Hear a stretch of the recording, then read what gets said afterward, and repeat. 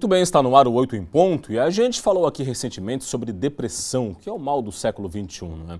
Mas você sabia que o Brasil é o país do mundo com a maior taxa de pessoas com transtornos de ansiedade? Dados da Organização Mundial de Saúde apontam que 9,3% dos brasileiros têm algum tipo de transtorno de ansiedade. E como evitar isso? Como resolver esse problema e levar uma vida melhor? São dúvidas que vamos esclarecer agora com a psicóloga Thaisa Borges Grum, que é a nossa convidada de hoje aqui no 8 em Ponto. Tudo bem, Thaisa? Bom dia, seja bem-vinda. Bom dia, Rodrigo, obrigada. Thaisa, biologicamente, vamos começar explicando para as pessoas o que é ansiedade, não é? A ansiedade, ela varia de pessoa para pessoa, mas tem algumas características que a gente pode identificar facilmente. Então, por exemplo, uma respiração mais curta, tremor, uma preocupação constante, né? Então, são algumas características. Ela pode envolver também suor das mãos.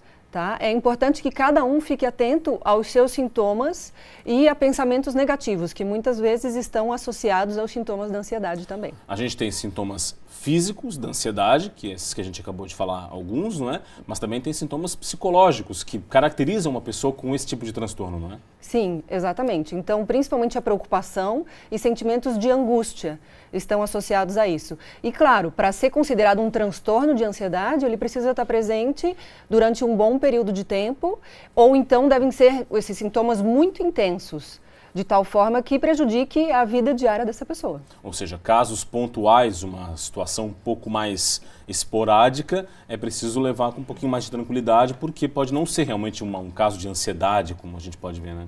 Com certeza. E assim, porque todo mundo está sujeito à ansiedade. A nossa vida é muito corrida, todo mundo está sujeito a fatores de estresse no dia a dia. Então, assim, casos esporádicos não são considerados transtornos de ansiedade. Isso faz parte. O que a gente precisa é aprender a administrar no dia a dia para evitar que isso se torne algo mais grave. Bom, a gente falou recentemente aqui no 8 em Ponto sobre depressão, não é? E a ansiedade, se não tratada, ela pode evoluir, ela pode estar associada a quadros de depressão? Com certeza. A ansiedade e a depressão caminham juntas. É muito frequente pessoas depressivas apresentarem sintomas de ansiedade e pessoas com transtorno de ansiedade também apresentarem sintomas depressivos.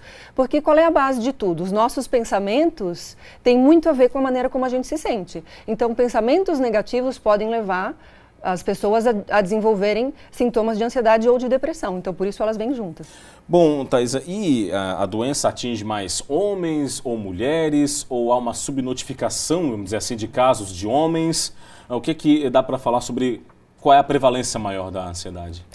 Mulheres, né? Então, assim, como muitos transtornos mentais, as mulheres são mais afetadas. Claro, tem as características biológicas, os fatores hormonais que todo mundo conhece, e também a gente acredita que existe uma subnotificação de homens, dos casos de homens, porque, claro, eles têm uma tendência a buscar menos um atendimento, seja médico ou psicológico, nos casos de ansiedade. Aí entra a questão cultural também de o homem se considerar infalível, de eu não tenho problemas de saúde, vou para o hospital só em último caso? Com certeza isso está muito presente. A gente sabe que a nossa cultura ainda vê, em muitos casos, e buscar um psicólogo ou um psiquiatra como algo muito negativo e que vai denegrir a minha imagem. Um sinal de fraqueza. Sinal de fraqueza, exatamente. Bom, Thaisa, e a gente falou agora na abertura do programa que o Brasil tem o maior número de pessoas no mundo com esse tipo de transtorno.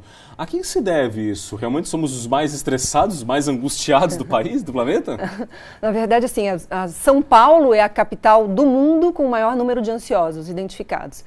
Então, as pesquisas mostram que tem a ver com os fatores urbanos, claro, as questões relacionadas a trânsito, violência, a correria do dia a dia, poucas áreas verdes, pouco contato social. Então, esses são alguns fatores. E também, ultimamente, a questão da crise econômica, que afeta todo mundo. Então, quando a gente tem menos condição, menos recursos econômicos, a gente acaba sendo privado de algumas coisas que tinha antes. E, claro, as demandas continuam aí, as exigências aí, e o dinheiro é mais curto. Muito bem. E agora, como tratar, né? A pessoa que tem esse transtorno, de que maneira ela pode tratar, buscar apoio, onde ela deve buscar esse apoio para lidar com esse problema e resolver esse problema? Sim, então são duas coisas que ela pode fazer: buscar um psicólogo ou um psiquiatra, ou ambos, né? No caso de um transtorno de ansiedade, como por exemplo um transtorno de pânico, o ideal seria trabalhar conjuntamente o psiquiatra e o psicólogo. Tá? Então, ela deve buscar atenção, atendimento especializado, para identificar quais são as causas, porque pode variar de pessoa para pessoa, quais são as causas que levam a ela desenvolver, apresentar esses sintomas, e a partir daí poder tratar tanto fatores de pensamento como de comportamento para gerar maior qualidade de vida. E para quem não se considera ainda uma pessoa ansiosa, que está um pouquinho fora dessas estatísticas, o que a pessoa deve fazer para se prevenir? Que estilo de vida a pessoa deve ter? Acredito que isso influencia, claro, mas o que a pessoa deve fazer para prevenir se tornar um ansioso? Claro, a melhor coisa é cuidar da nossa qualidade de vida.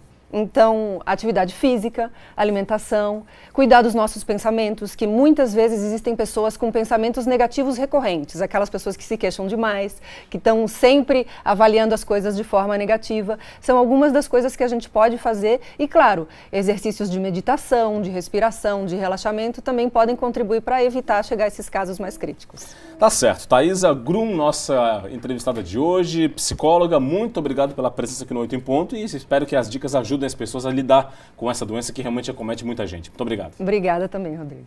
Esse foi o 8 em Ponto de hoje, falando um pouco sobre ansiedade, que está aí realmente associada com a depressão, doença que pode e deve ser tratada com um estilo de vida mais saudável, com certeza ajuda e muito, né, a prevenir a doença. O 8 em Ponto fica por aqui, mas o SC no Ar segue com muitas outras informações só para você.